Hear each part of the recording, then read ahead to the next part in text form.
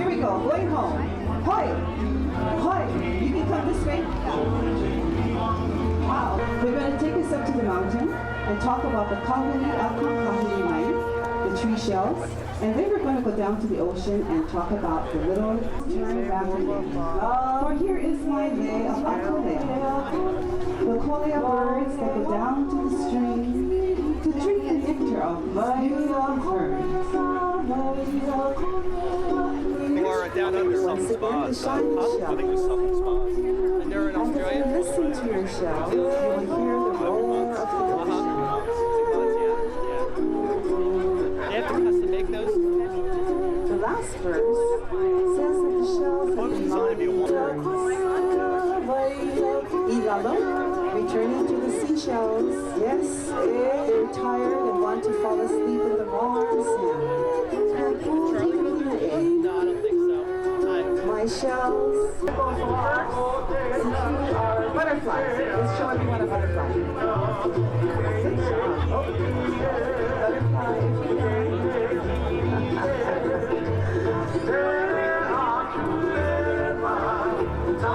Anyone, Chelsea?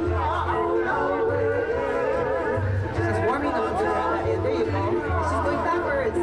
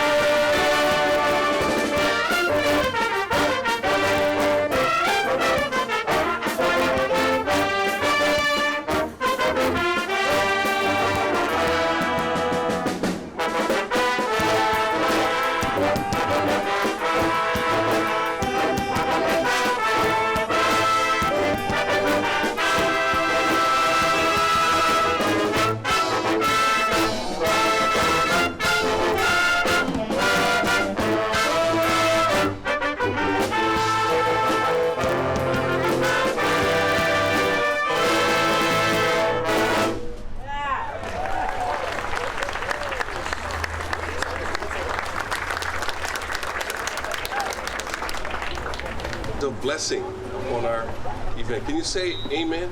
Amen. I'm here to say a prayer for the fine work that has been done by Lynn Liberton, but also to help us to have within our hearts and our minds the thoughts and memories of a great man who walked upon this earth, and many of you knew him very, very well. And to just capture that spirit again as we come to celebrate his life on this earth in his spirit. But would you stand and we'll say a prayer, and we have other things, and we'll have our blessing for today. Thank you for the love that you have for each other today. Let us pray.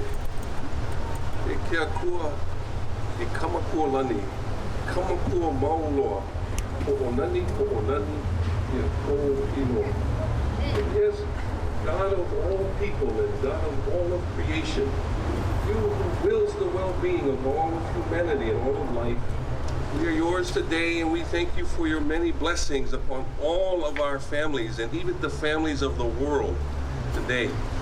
We are one family. We stumble along and seem a little bit disjointed. By the way, I'm Ron Yoda, the general manager of Kahala Mall. Hi, Ron. And again, welcome to Kahala Mall, and thank you for joining us this morning for this unveiling ceremony and for this celebration of this long-awaited and much anticipated event. And thank you to the UH band for their wonderful performance. And I had no idea who Esperanza was, but I certainly knew who Doug Mossman was. And I was terrified that 5-0 was there to arrest me for that. The last thing I wanted to hear was Book 'em Dano or Book 'em Esperanza or something like that. But I was relieved and thrilled when they said the reason they were there was to propose Kahala Mall as the venue for the Jack Lord Memorial. And as I say, that was about 4 years ago. So I'd like to thank Doug and Esperanza and everybody involved for their commitment, their perseverance, and ultimately for their success in making this happen. And the theme and the look of the memorial and the statue has evolved over the years for the better. And I think you'll all agree that, boy, it was well worth the wait. And Doug is not here. Doug had some great stories about Hawaii 5-0, a lot hilarious, some very sentimental, and I'm sorry we won't be able to share them with you, but maybe we can do a little bit of that. I'd like to call on Jimmy Borges to join us. Jimmy was almost a regular on 5-0. Usually a bad guy, right? I don't understand that. But one of Hawaii's all-time great entertainers and the keeper of the flame, Jimmy Borges. Aloha, thank you very much. It's so funny because I always played crooks. I did maybe about 30 episodes. I know I look like one Seth. But now I happen to be a police commissioner, and it's so strange. Jack would have found it very, very ironic. But Jimmy Borges, police commissioner, and at one time I used to be the head of the syndicate. So Jack was a very important man to Hawaii. He brought more people to Hawaii. 300 million people a week would see the Hawaii 5-0 all around the world. And he represented, what I loved about what Jack did, when you look at TV shows today, Jack defined right and wrong. This was good, this was bad. And there was never any medium delineation between that. You always knew where you stood with Jack in the show. I thought it was a very great lesson to be taught with young people if they were watching that. When you look back in retrospect, you know, so. Anyway, we have an awful lot of wonderful people here who have participated in the, what was it, Eddie, 13 years? 12 years?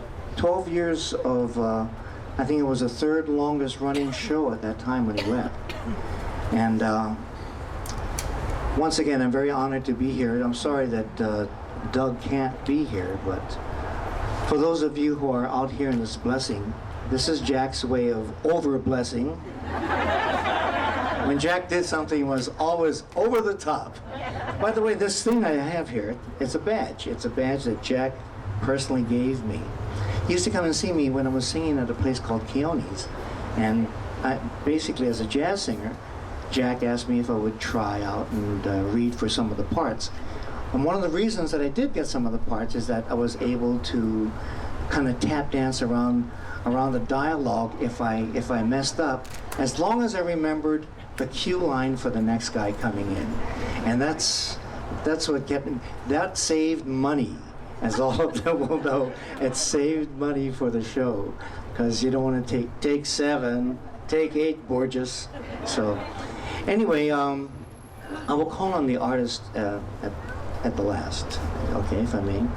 I think the first lady I would like to introduce, when you see the opening credits of the show, you see this great Tahitian dancer, this gorgeous young Tahitian dancer, and she's here. And we have her here in the flesh, and her name is Helen Kuoha Torko. Please stand up and take a bow. This is the young lady that you see in the opening of the show. Helen, did you have anything you would like to say? Thank you. You know, I think I had just as much show that Jack did. Not to discredit Jimmy, because I was on the show every single week. So if you saw my midriff and my okole shaking, that's me when I had long hair. I won't show you my hips now, because that's after 6 children and 14 grandchildren. You know, it was just a pleasure to be on the show, and I was just telling Dick Kendallin that it's been a long time, and it's been a great venture. My husband still watches Hawaii Five-0 every single night. And he says, honey, come here, it's you. And so you blink your eye, you missed me. But if you watch the pilot, I had a full blown program there, dance. And I really appreciate this time, Jimmy. Thank you very much. Thank you. Thank you, dear. I want to ask you, do you get residuals tonight? Any residuals? Gosh, with all that okoli shaking and didn't pay for that. Thank you, Helen. Besides some of the actors, some of the people who hired us, who are extremely important, of course, because without their okay and without, they would have the casting directors and Jack, not Jack, but the producer sometime, and definitely the director of the show would be sitting in to see if they liked you or didn't like you. And with the help of a couple of the casting directors here, I wound up getting an awful lot of roles, and they would help me out in reading because I was really, I had no idea what I was doing, but they helped me very much. Let me give you a gentleman named, this gentleman I'm bringing up, helped me not only with 5-0, but most of all, he helped me doing commercials, national commercials. And let me tell you, if there's anything that's very lucrative is doing a national commercial, I think we did Sunkist and United Airlines, whatever it happened to be. Every time they show that, there's a few $1,000s that would come in, and you know, I'm not averse to that. I'd like to introduce this gentleman, and he helped me very much in my career, along with everybody else who did shows there. Mr. Dick Kendallin. Thank you, Jimmy.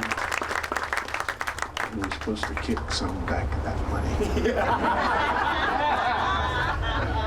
Yeah, this is a day that is long overdue, and it's really a shame that Doug is not here, but I'm sure he'll hear about it. Yeah, it was a marvelous time. Hawaii Five-0, 12 years. That's the longest running cop show in the history of television. You really can't measure the worth that Mr. Lord and the show did for this state.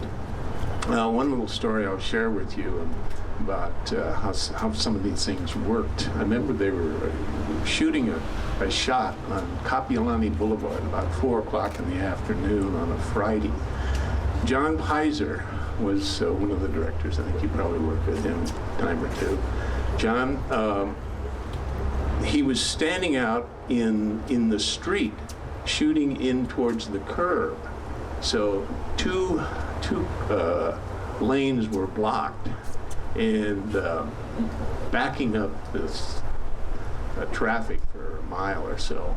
Out in this group back here, guy gets out of this big limo and comes walking up to Pizer and says, "You can't do this." No, we're shooting Hawaii Five-0. Get out of here.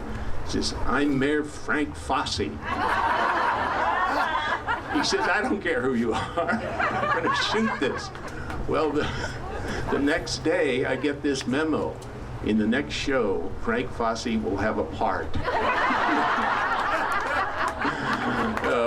Anyway, this is a marvelous day. It's great to see all these people here. Thank you for coming out, and thank you, James. Thank you, Dick. Dick Kendallin.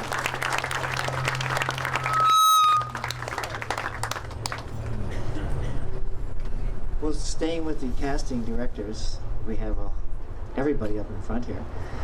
This lady really went overboard and helped me an awful lot too, but amongst, well, all of them. But I mean, she would sometimes get me the script up in advance and say, "You have to be this way, you have to be that way," and it really helped because a lot of the parts that I got came about because of this little extra help and a little bit of extra information. And these two ladies, next two ladies I introduced were in that category. But it's not just me, it was everybody else. They helped everybody. Because what Jack Lord did was very important for the Hawaiian actor. Because we didn't have Hawaiian actors before. There really wasn't any. There was just a few, and those that were fortunate enough to have gone to Los Angeles and worked over there and came back home. But he created a new group of an acting colony because of Hawaii Five-0. And what it did, it gave that really necessary local color to the show that people found alluring. It was a very, very enticing part of the show. And you didn't have to be Marlon Brando or Paul Newman. They just liked the idea that we had some local people in there. And boy, let me tell you, the people that came to Hawaii because of that, because they felt a kinship to Hawaii because of television, especially when they're up in the snow, up in New England. And boy, this is a nice time. I think this is a good time to go see Hawaii 5-0, you know. And that's what they did. They came here, and Jack Lord made billions of dollars for the state. And these ladies helped all of us get started and make a lot of money. I have a nice pension coming in right now from Screen Actors Guild, thanks to people like Charlotte Simmons. Charlotte, would you come up?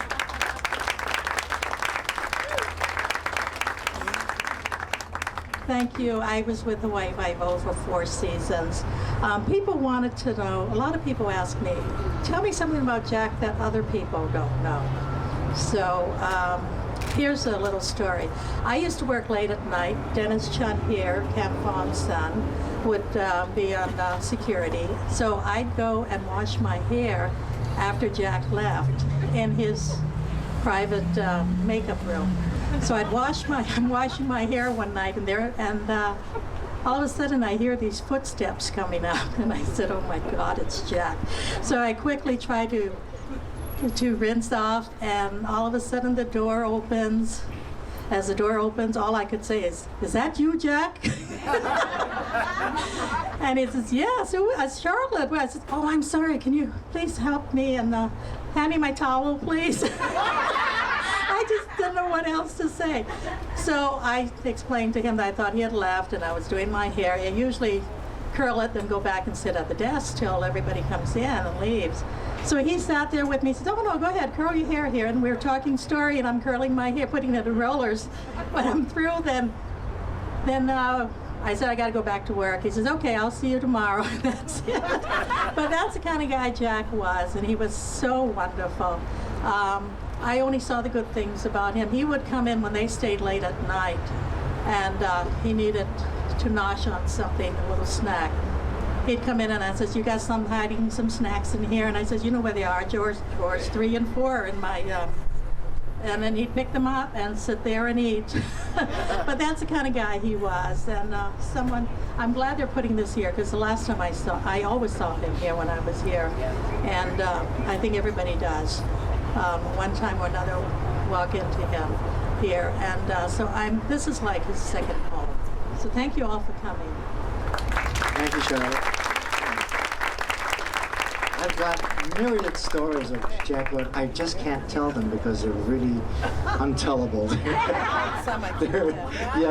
They're too much information. There is one little story. Jack was very a stickler for discipline and having everything exactly the way he wanted. We were shooting just before Christmas. And at the end, Jack came in. All the bad guys were there. All the good guys came in, put the cuffs on us, grabbed us out of the rooms, and drug us right up in front. And there's all the bad guys and all the good guys lined up right in a row. And Jack looks us over and says to Jimmy McCarthy, "Book him, Dano." And that was going to be the end of that was the cut line. Well, the director realized that.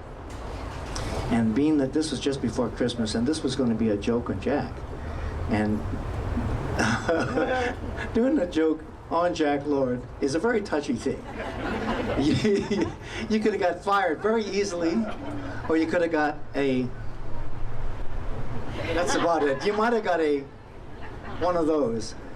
Anyway, we went through the whole scene. Jimmy McCarthy came in, grabbed me out of the room, put cuffs on me. I think Seth Sakai was in that. There was a whole bunch of us, and we're all lined up in a row. The bad guys with the heads hung down, and the good guys standing there, like this. Jack walks in, looks us over, and says, "Book him, Dano." Well, at this point, the director had told us to sing. Just the bad guys and the good guys lean on each other and just start singing, "Silent Night, Holy." Well, this happened, and Jack went, "What the hell is..." The cut was already made, so there was no problem with the show. When Jack found out it was a joke on him, he almost smiled because it was a Christmas spirit, but that was one of the little stories about Jack Lord. A lady who has helped me immeasurably, and all of us, like I say, all of us, as far as getting our lines straight, getting the best parts for us, maybe expanding the parts, you know. And she's still doing it. She's doing a lot of stuff right now, I think, for North Shore, and whatever show comes into town, they always come to see Margaret Dover Solo. Margaret?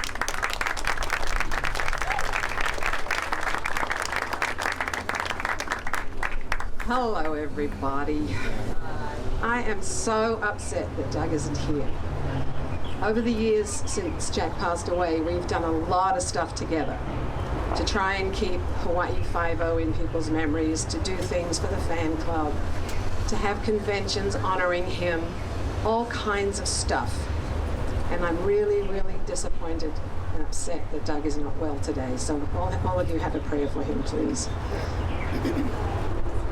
I worked at Hawaii 5-0 the final 5 years, so it was like 4.5. I always round it out. Everything I know, I learned from Dick Kindelon. At that time, I was the producer's assistant, and part of that job was helping Jack with his secretarial work. So I did work with him pretty closely after hours and in the years after he retired. But during the years at Hawaii 5-0, I had never, ever done anything like this. I had never been in the movies. I was a school teacher. But I came to Hawaii to go to college. I taught school in Utah for a year because I'm an LDS member. And when I came back, I couldn't get a teaching job. And I did bookkeeping and payroll and, you know, Waikiki and all this. And I gave up working at one point because I couldn't stand doing book work. I was a people person. I'm still a people person. I see people over here I'm working with today. But at that time, I went to work for a show called Hawaii Calls, a radio show. And I loved that show. I loved the musicians. I loved the people. I came from the Polynesian Cultural Center. When I first got here, I worked there. And then I went on to Hawaii 5-0 because we tried to do a television show for Hawaii Calls, which never made it because Hawaii 5-0 was just too big at that point. And the lady I had met became Dick's assistant. Her name was Joyce Walters. And Joyce said, look, if you'll come and interview, maybe you can get the job and you can help me, because in those days they didn't have huge budgets. There was one person doing the actors and one person doing the extras. And the extras is a pretty large job. I'm still doing it today and it's basically killing me off.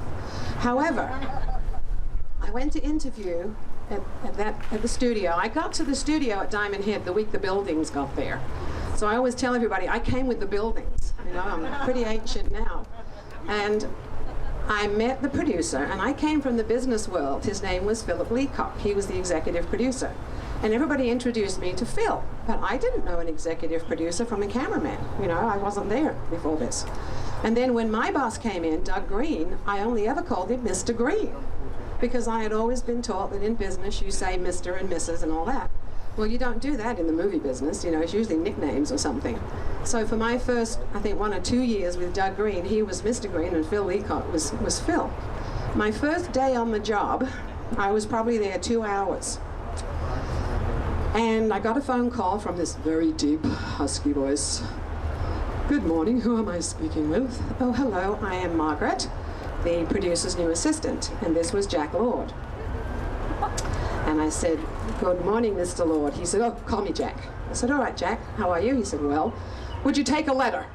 I typed pretty well, but I'd never done shorthand. And I said, well, Jack, I must admit, I don't take shorthand, but I have my own method of shortening words, and I think I can do it okay. So he dictated this letter. And on Hawaii 5-0, and I'm telling you, over the years, I've done most of the shows that have been here. Nobody has ever done this. Hi, Ruth. He would dictate letters every season that we would type at the end of every single episode to every actor that was on the show. Every actor. From the guest stars from LA to the one-line local actors. And they would always get that letter. And that was the letter he dictated to me. Well, I wrote it all down, read it back to him, how I'll never know. Lucky I was young in those days. And we got on very well. And there's a side of Jack that you don't see on the set. Isn't that right, Kobe? He was a wonderful host. He was a wonderful husband. He was a perfectionist. But I tell you, he got things done. And if you were a hard worker and you did your job, if you had problems, you had to solve them. Because we weren't there to make problems, we were there to solve problems. So if you had a problem with something that you were supposed to do, and you could solve it before you took it to him as a problem, he was fine. But if you didn't take care of things, look out. And many of us have seen both sides of him, the tyrant, the perfectionist. But basically, he wanted the show to be the best, and he controlled that. And we all had to come up to his standard. Sometimes it was really hard. I remember sitting in the office one day. I was at one end, the producer's end, and the casting lady, Joyce, was at the other end, and he came in and he wasn't in a good mood. And he says, "This place smells like a French whorehouse." Somebody had on very strong perfume. And if you ladies remember when Estee Lauder first came out, the Youth Dew, remember Youth Dew, ladies? It was so strong. It wasn't one of those light piquant perfumes. It was strong. And finally, Joyce had to admit that it was her perfume. And it was just awful. But, you know, everything changes and comes around again. And he was fine after that, so we didn't wear much perfume. He walked up to me and I said, "Gosh, Jack, all you're going to smell on me is B.O." And he laughed. So that kind of made the atmosphere a little lighter. And then over the years, as the show wound down, he got very tired. It's really, really, really hard to be the star of a show. You have to keep the morale up. Tom Selleck used to have to do it. Walk around with a book telling us jokes. But nobody has ever been to Hawaii, or even to me, to the film industry, what Jack Lord was. You don't see the stars as strong and as in command and trying to make it the best they can make it. You see a lot of tyrants whom people are very much afraid of, and they don't like to cross them. I mean, there are a lot of stars in this show, in this business, that make people quake. We had a guy that may have been on this, we did a pilot a few months ago for Hawaii, and one of the stars could have been somebody you would all know. And our production coordinator, who was here, who had worked for him in another show on the mainland, said, "They make him the star, I'm quitting." Nobody ever said that to Jack, or about Jack, or of Jack, unless they really did something that they shouldn't have done. Jack was very much against smoking. He was very much against drugs. He was very much against drinking. And he was a gentleman. When we went to the lunch line, you remember this, guys? If you were in the lunch line and the ladies came out, he would make you all back up and put the ladies first. Doesn't happen anymore. And I remember the years after Jack finished the show. And I remember how he ended up. And I wish I didn't know that. Because I love Jack. He was like a mentor to me. Dick and I both did casting, and you worked very closely with him. He'd have to take the actors to the set. I had to take a typewriter to the set. Literally. When he changed the script, we had to do it now. When he changed an actor, and he hired the local people, regardless of whether they could act. He hired them for their looks. Dick would work with them. He would work with them. That doesn't happen anymore. It's horrible.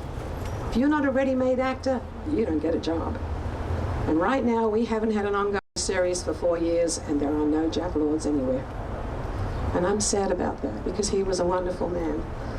And all of those who work with him will attest to that fact. And every time I come to Kahala Mall, I'm going to walk by this monument, and I'm going to say, "Hi, Jack." And I thank you all. That was really wonderfully said. That was wonderfully said. You can tell by her accent that she's from Kalihi. Upper Kalihi, yeah? She's the high-class one. But, oh, you said so many wonderful things. That's so true, the perfectionist part. The only thing I wonder about, when he said that this smelled like a French whorehouse, I wonder how he knew.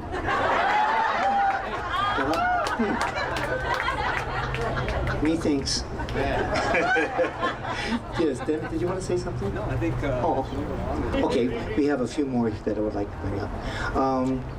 Cam Fong was a regular on the show, and his wonderful son became a semi-regular on the, and he's a wonderful actor. Mr. Dennis Chun, please give him a warm aloha. Thank you, Jimmy. Good to see you. I know it's getting hot, so I want to keep it very short. I just want to say thank you. As I think and look at all of you, and people say, well, what was about 5-0 that made it special? I would just say part of it is this man right here, Mr. Jack Lord, because he took a gamble on us. He believed in us. I remember a show a couple of weeks ago, we had to take Zulu to his final rest. And as I was there, we were talking about one of the shows that Z really liked, which is A Stranger in His Own Home. When Zulu got up at the end and said, I feel like a stranger in my own homeland. What a radical thing to say back then. But it said something that stood true about Hawaii. And that's the type of courage that Jack had in believing in us and making sure that the story of Hawaii got told in a way that people on the mainland and around the world would understand. I also would say that as I look at this, I also think of a great love story of Mrs. Lord and knowing that how she stood by him and helped him and was always there. And my father, in his last days, as he was fighting, he pulled me aside once and he said, you know, I want you to know this because there's a lot of things being said about Jack. But Jack was a good man. And I said, why, Dad? He said, it has nothing to do with acting. It has nothing to do with the show. I saw him with the children. And when he was with the children, that was true. And that was aloha. And that was love. And the kids know when you're faking. And that showed me that Jack Lord was a great man. The only other memory I have is that as an actor, there have been some very good moments. I had a scene to do with Jack once, and Dad pulled me aside, and he said, I heard you're working with Jack tomorrow. I said, yeah. He said, a little bit of advice. Know your lines, know your mark, know your character, listen to the director. Be ready, you're working with a professional. I went in there, we did that scene, and it worked perfectly, one take. And when I walked off, Jack gave me a little nod. In all the years of performing, that has meant the most to me. So I just want to say, especially to all of the fans who made this possible, thank you. And also, I know some people have been asking if Jimmy's going to be here. I had a chance to talk with Mr. MacArthur a couple weeks ago. He's in New York right now, representing his mother at a function. But he did say that he wanted to tell all of you how much he appreciated and treasured the chance to work with Jack Lord and how much he appreciates all of you. So from my family, from the 5-0 Ohana, to all the fans, thank you for sharing this with us. Thank you for making it possible. And to Jack Lord, thank you for the opportunity. Thanks, Dennis. Well said. A gentleman who I spent a lot of time with in trailers, locked doors. Well, let me expand on that. He and I and Danny Kamikona, we always seemed to be cast together. And we got into so much trouble off the set. But it was really fun. It kept us going because all of us were stayed up late.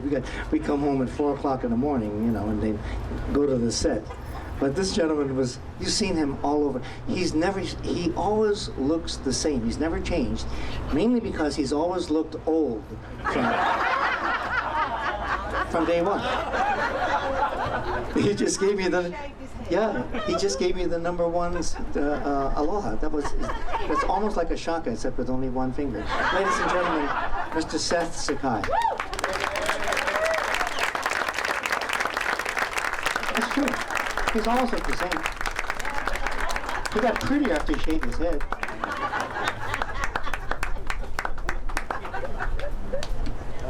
I wasn't expecting to do this, but Jack taught me to think on my feet.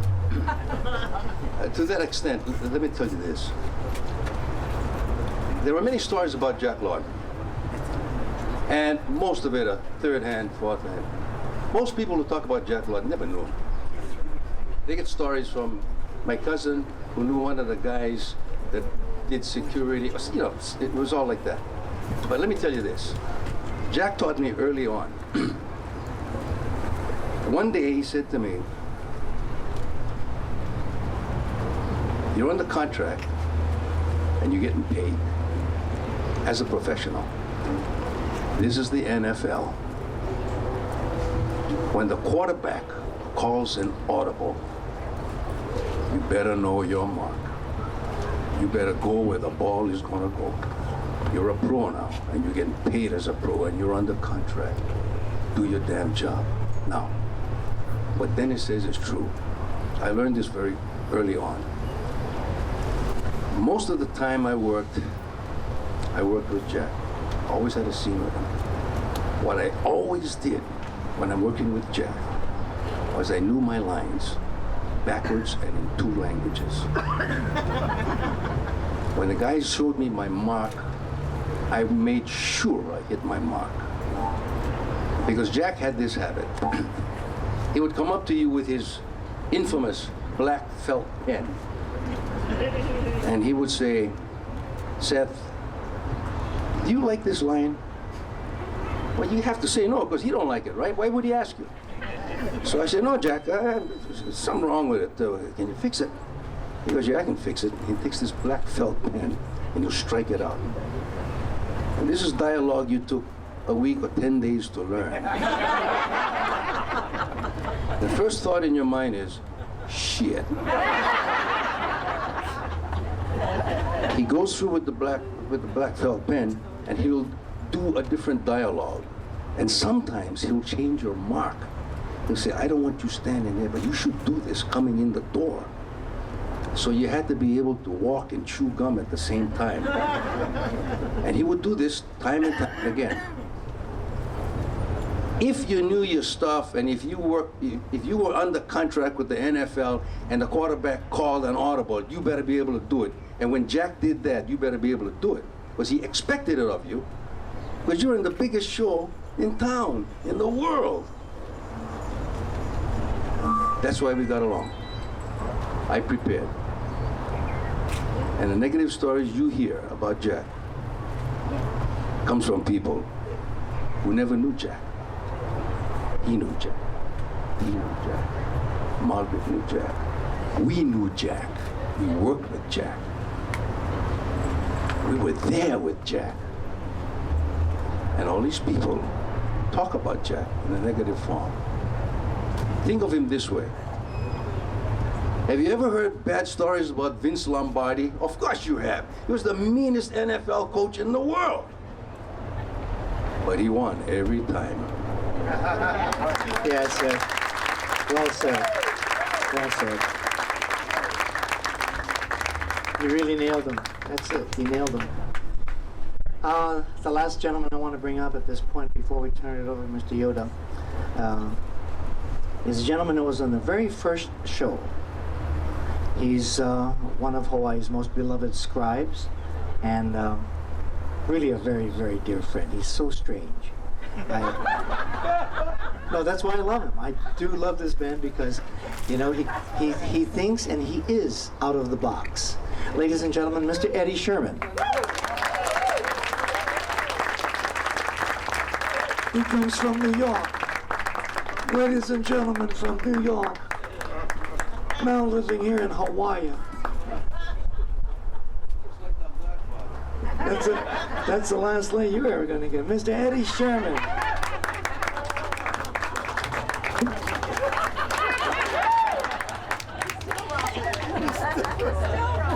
I can't hide it anymore. 2 minutes. 2 minutes, Eddie. 2 minutes. Sound like my wife.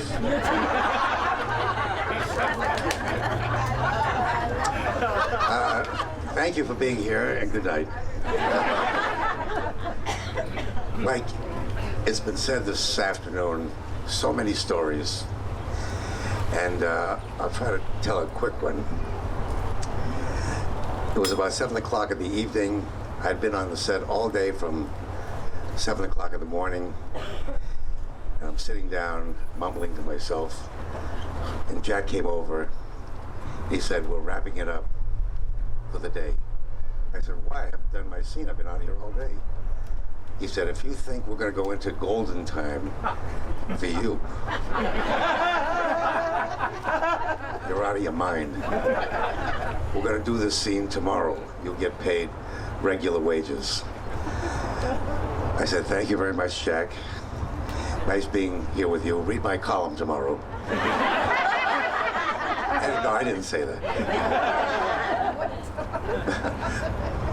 The next day, I was there early in the morning, 6 o'clock in the morning, because they had to get that scene out of the way so they could start the big show. And the director started giving orders. I said, wait a minute. I said, this is my scene, isn't it? He said, yeah. I said, okay, I'm playing me, right? He says, right. If I'm playing me, I know more about me than you know about me. So, can I do it my way? He says, you want to direct the scene? I said, of course. He says, go ahead. So help me. So he says, you start on the telephone. I said, no, I started at the typewriter. In those days we had a typewriter.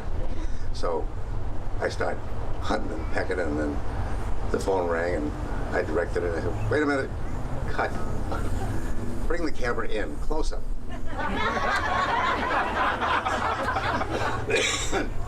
Bill Finnegan was directing this thing, and he got mad, but it turned out okay. The good stuff they threw away. Anyway, I wrote a little thing. Let me look at it, and I'll see if I can extract something quick. One second. A little? No. One page. This is Jack Lord. Okay, people over the years, this is true, and everybody has said this afternoon. What was Jack Lord really like? And there was only one answer for that. If you want to know what Jack Lord is really like, watch 5-0, because that's him. Is that right, Jimmy? Was he any different? Yeah, he was a schmuck then, and he was, they've said very nice things about Jack, but I know a lot of other stuff. But we have a nice mixed crowd. I'm dying to see the statue. So thank you all for being here today. I know Jack will appreciate it. Wherever he may be, I know he's looking down and smiling and saying, good show, Jimmy. He lies. Mr. Eddie Sherman, ladies and gentlemen. I'd like to turn it back to Mr. Yoda, who's going to be having a couple more people come up and a few more parts of this presentation. Jimmy, thank you. Thank you. My pleasure. I'd like to ask Jerry Pickard to come up here. He has a message from Esperanza Isaac, who was not able to make it today. Jerry? Oh.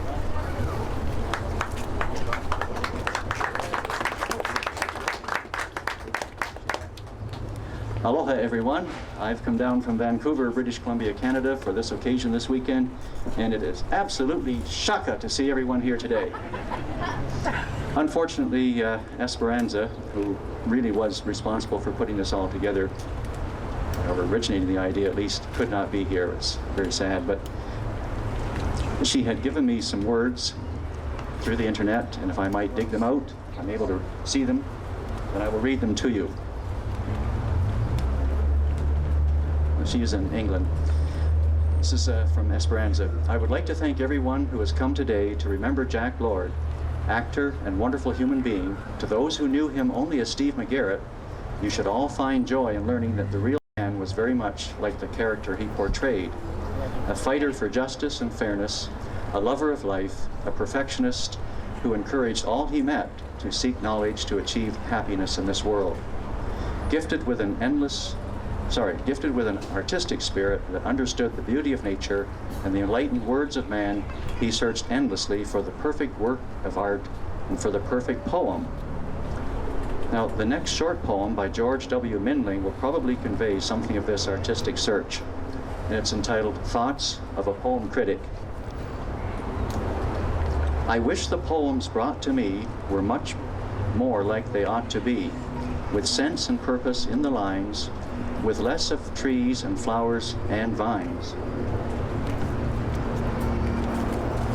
Without the hackneyed pale moonlight, but entertaining, truthful, bright, with cadence suited to the theme, and flow of thought, a sparkling stream. I think if I should ever find a poet like I have in mind, whose vision is clear, whose sense is keen, whose verses say just what they mean, one who presents delightful thoughts to older folks or little tots, I'd build for him a fitting shrine and read his poems every line. And again from Esperanza, thanks to you all who contributed to keep Jack's memory alive. We have built a shrine which we will love and respect for many years to come. Now, Doug is not here either. Am I permitted just to mention what I had for Doug? Is that okay, Ron? Yeah, please. It's very brief. If Doug were here, I was going to present this certificate of appreciation to him. I hope he will get it later. It just says, presented to Doug Mossman this 19th day of June 2004 on the occasion of the ceremonial dedication of the Jack Lord Memorial Sculpture at Kahala Mall, Honolulu. In recognition of Doug's tireless diligence, boundless enthusiasm, and endless aloha, this Hawaiian embodies the spirit of these islands in unique ways. If Hawaii 5-0 put the state on the world entertainment map in the 1970s, his willing devotion extending afterwards has significantly helped to keep the series alive in the eyes of many, including countless fans of the show around the globe. The keynote efforts of Doug on the Honolulu side of the 1996 5-0 MahaloCon, followed by many initiatives including today's meaningful commemoration, have been monumental. We who continue to marvel at the truly amazing theme pioneering, breakthrough casting characterization, and sheer longevity of 5-0 salute Doug for his numerous contributions. Our deepest gratitude goes out to Doug as well as his family, both close and far away. And we thank you for making us feel a valued part of this truly special ohana. Ua mau ka eo o ka aina i ka pono me ke aloha kumehana, mahalo nui bra, and offered on behalf of appreciators of 5-0 everywhere from myself and fans here today. Aloha. Aloha.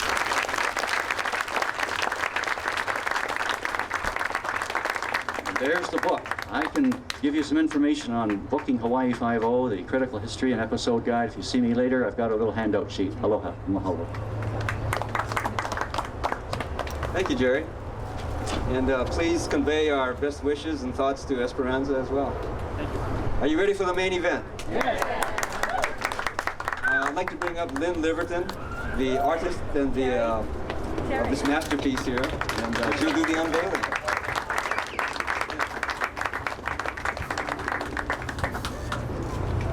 Thank you all so much for sitting in the sun and joining us in commemorating Jack Lord.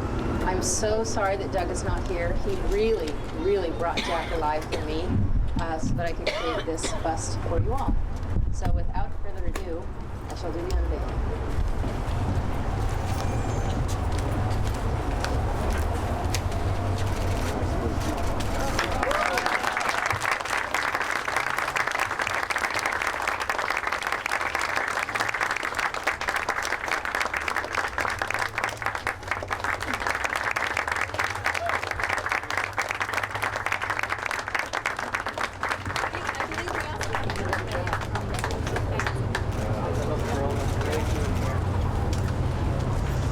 Great job, Lynn. What a job. Great. Thank you, Lynn. Okay, mahalo for joining us today for the celebration, and hope you enjoy your visit to Kahala Mall, the home of the Jack Lord Memorial. Thank you. Yeah.